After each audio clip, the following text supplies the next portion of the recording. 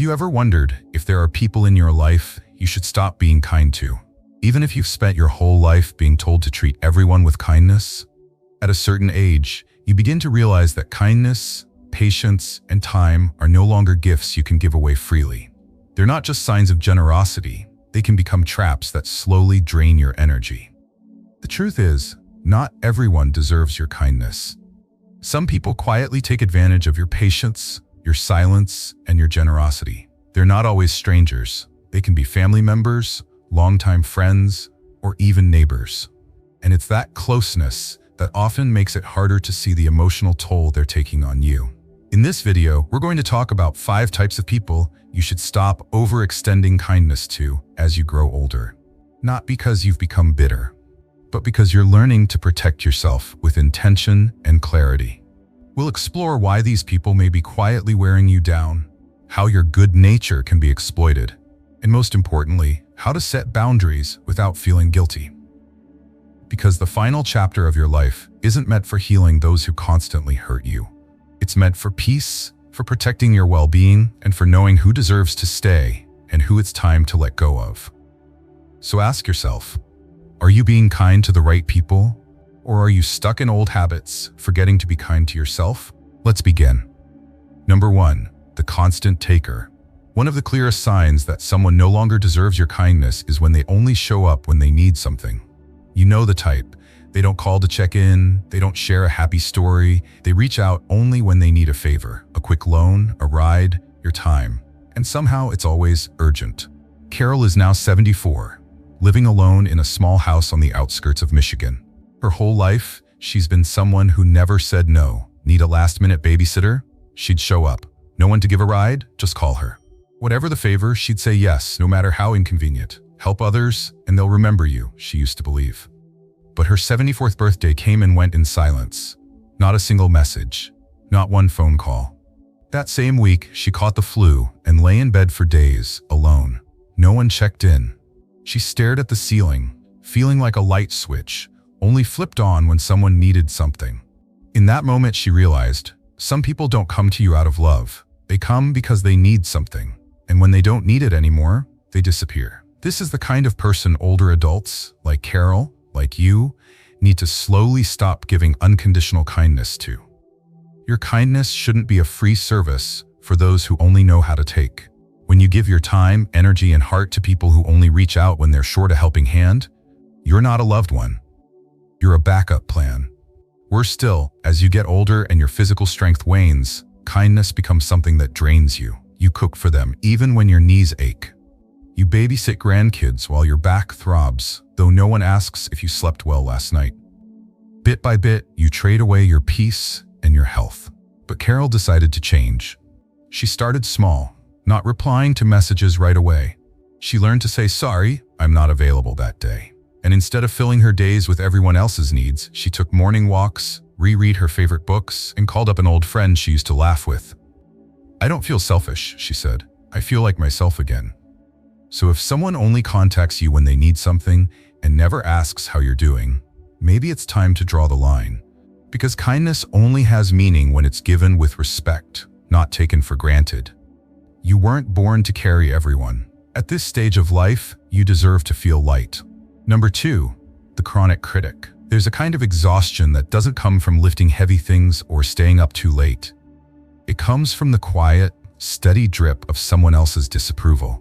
The kind that hides behind politeness, but leaves you feeling less than every time. For years, Frank, now 79, made Sunday visits to his older sister Margaret. He brought her pastries from the local bakery, fixed the squeaky gate in her yard, and made sure she had what she needed. It was their tradition. But no matter what he did, Margaret always found something to critique. You're wearing that jacket again? You really should have kept the old car. This one's too flashy. You never listen, Frank. You always do things your way. At first, he brushed it off. That's just Margaret, he'd say. She means well. But with every visit, the air felt heavier. He began second-guessing simple decisions, like what shirt to wear or whether to bring her favorite muffins again. The joy he once felt knocking on her door slowly turned into dread. That's the danger of chronic criticism. It doesn't slap you in the face. It wears you down like water against stone. And after enough time, you begin to doubt yourself. You begin to shrink. People like this don't always raise their voices. They don't need to.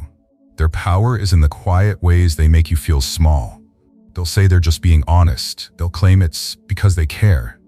But care doesn't leave you doubting your worth. And honesty isn't an excuse to make someone feel broken.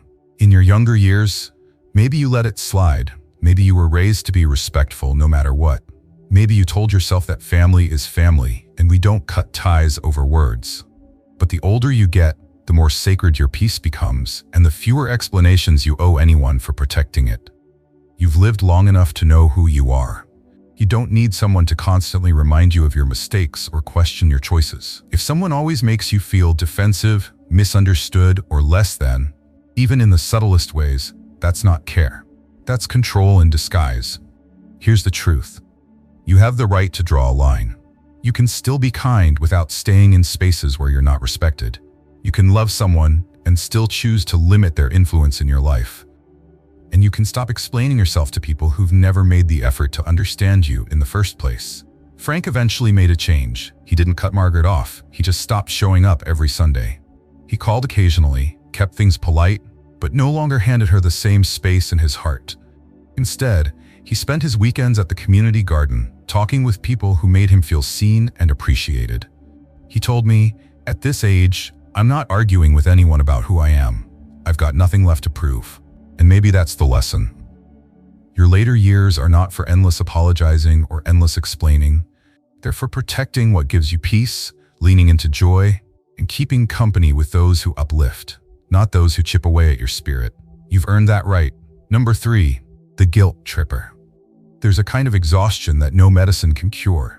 The kind that comes from constantly being around someone who always finds a way to make you feel guilty, even when you've done nothing wrong. They don't yell. They don't argue. Sometimes it's just a glance or a quiet comment like, "Oh, it's okay.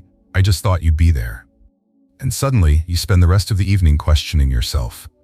Should I have tried harder? Am I becoming selfish? Linda, 76, lives alone in the suburbs of Denver. She used to be there for everyone. Her granddaughter calls at midnight, needing to talk. Linda would answer. A friend needs a last-minute pet sitter. Linda would show up. But lately, she started saying no more often. Not because she doesn't care, but because her energy isn't what it used to be. That's when the subtle guilt tripping began. "I just thought you'd help like always," her granddaughter said. The words were soft, but they sat heavy on Linda's shoulders for days. People like this don't need to be direct. They know how to stir guilt with vague words and disappointed silence. They use your kindness, your loyalty, your care, your desire to do the right thing as a tool to control you. Slowly, you find yourself over-explaining, over-giving, doing more than you're comfortable with, just to avoid letting them down. But here's the truth. You don't owe anyone your peace. You don't need to apologize for protecting your health or your time. You don't need to please people just because they've grown used to you, never saying no. If someone only values your relationship when you're giving something up for them, that's not love. That's control. You've reached an age where kindness should never be something people take advantage of. It should be something they earn. And if someone makes you feel guilty just for setting a boundary, that's your sign to step back, not to give in. Peace is not something you ask for. It's something you protect, and you have every right to protect it for yourself. Number 4, the secret competitor. Not every enemy wears an angry face. Some people come to you with smiles, compliments, and promises of lifelong support. But behind the sweet words lies something else, a quiet competition you didn't even know you were part of. Think of Mr. Frank, 78, from Minnesota. After retiring, he finally pursued his dream of joining a local photography club, something he'd wanted to do for years. At first, he was thrilled. Then an old acquaintance, Bill, signed up too. "I'm here to support my longtime friend," Bill said. But things weren't that simple. Every time Frank shared a photo, Bill had something nice to say, but always with a twist. "Oh, this one's interesting. It has a unique feel, though the lighting's not quite there." Or, "It's got a raw look. Reminds me of my beginner days." It sounded like friendly feedback, but soon Frank started doubting himself. He wondered if his work wasn't good enough. He stopped sharing his photos. Worse, he began to question his own abilities. People who compete in silence don't attack you directly.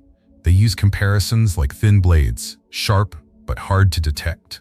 They always have a better story, louder praise from others, and when you share something joyful, they subtly make it feel small. The danger is this: they make you shrink. You stop sharing your wins, you second-guess your progress, you dim your light just so they won't feel overshadowed. But that's not friendship. That's competition wearing a friendly face. At this age, you don't need to prove anything to anyone. You've been through enough, lost enough, and built a life you're proud of. You deserve to be around people who lift you up, not size you up. If someone only celebrates when they're the one getting the loudest applause, maybe it's time to step back. Hold on to the people who make you feel like you're sitting by a warm fire, not standing in front of a scoreboard. True friendship doesn't make you feel small. It makes you want to keep going, with all the passion and faith you still have. And the older we get, the more precious that kind of support becomes. Now let's move forward. Number 5, the passive-aggressive manipulator. Not everyone who hurts you raises their voice. Some people never argue, never say no outright. Instead, they choose cold silence, sarcastic jokes, and those half-playful, half-serious remarks that leave you wondering if you were just insulted, or if you're simply being too sensitive. These are passive-aggressive people. And if you're over 70, it's more important than ever to protect yourself from them, because their behavior can quietly wear down your spirit without you even realizing it. Picture Mr. Walter, 80 years old, living in the suburbs of Oregon. Every morning, he waters his plants and greets his longtime neighbor, Nancy. On the surface, Nancy is always polite.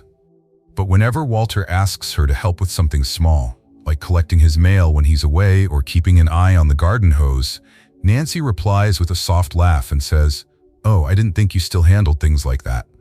At your age, that's impressive." Or she might say, "I'm lucky my memory's still sharp.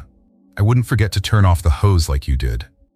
There's no direct rejection, no argument, just words that seem harmless but leave Walter confused, second-guessing himself. People like Nancy make you question yourself. Am I too sensitive? Am I really being a burden? They're not direct, but they create a feeling that you're always somehow wrong, too needy, too forgetful, too much. And that's more exhausting than any argument. Slowly, you begin to speak more carefully, to walk on eggshells, not out of respect, but out of fear of being made to feel small or guilty again. At a certain age, peace of mind is no longer a luxury. It's a necessity. You don't have time to wonder who's genuine and who's hiding resentment behind a polite smile. A fake grin is just a mask, and you've lived long enough to see through it. So if someone in your life makes you tiptoe around them, if you find yourself shrinking just to avoid getting hurt, maybe it's time to reassess their place in your life. You don't need to teach anyone how to treat you. You don't need to explain why you feel hurt. All you need to do is step back, create space, protect the peace you've spent a lifetime building. These final chapters of your life aren't meant for tolerating discomfort wrapped in courtesy. They're for healing, for ease, and for living in relationships that are real, where you feel safe being yourself. Around people who don't make you question your worth after every conversation. Type 6, people who only appear when they have something sad to vent on you. There's a kind of relationship that may not start off toxic, but over time becomes so emotionally heavy it leaves you drained after every conversation. These are the people who only reach out to vent, to unload their anger, their sadness, and then disappear once they feel better. They don't ask if you're okay. They never call just to bring a little joy to your day. They're like gray clouds drifting in on a sunny afternoon, pulling your mood down with them, quietly but surely. Take Mr. Leonard, 77, living in Arizona. Every week he gets a call from an old friend, someone he's known since the war. At first, Leonard was happy to stay in touch, but over time, he realized that friend never once asked how he was doing, never really listened to his stories. Every call turned into a laundry list of complaints: ungrateful children, incompetent doctors, noisy neighbors, a broken system, and Leonard would just sit there, nodding until the call ended. And he felt more exhausted than before he even picked up. Now, let's be clear. This isn't about avoiding people who are going through tough times. We all need a listening ear now and then. But when someone only ever dumps their burdens on you, without the slightest care for how you're doing, that's not connection. That's emotional dumping. And as you grow older, you have to be more careful about the energy you allow into your life. Your mind, your spirit, no longer has the room to carry everyone's sadness on top of your own. You don't have to be available every time someone wants to unload. You don't have to be the one carrying the emotional weight just because you're a good listener or always understanding. At this age, you have the right to let a call go unanswered if you know it'll leave you feeling drained or hollow inside. Being kind doesn't mean becoming someone's emotional dumping ground. Listening is an act of kindness, but it should never come at the cost of your peace. Sometimes, the best thing you can do for yourself is to put the phone down and quietly say, "Today, I choose peace." If something in today's message touched your heart, don't ignore it. Hold on to it. Write it down. Remind yourself, I don't owe anyone my suffering. I only owe myself peace. You've spent a lifetime giving, being patient, being kind. But from this moment on, let your kindness begin with yourself, by no longer giving your time, your energy, or your emotional space to those who don't value it. And if that means saying goodbye to a long-standing relationship, remember, that's not selfish, it's healing. Thank you for spending your time here with me. If something from today's lesson resonated with you, feel free to share your thoughts in the comments below. And if you found this content helpful, don't forget to like, share, or subscribe so we can continue this journey together, living well, living true, and living in peace.